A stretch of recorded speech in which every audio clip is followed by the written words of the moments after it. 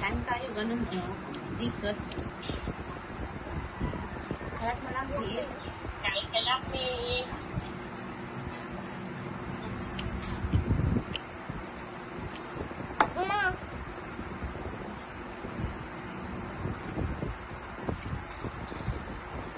Nalambing, matrasya, oh. Ha? Kulong-kulong? Apa kayo inom lang yun? Okay. Sakay ako mo. Alright.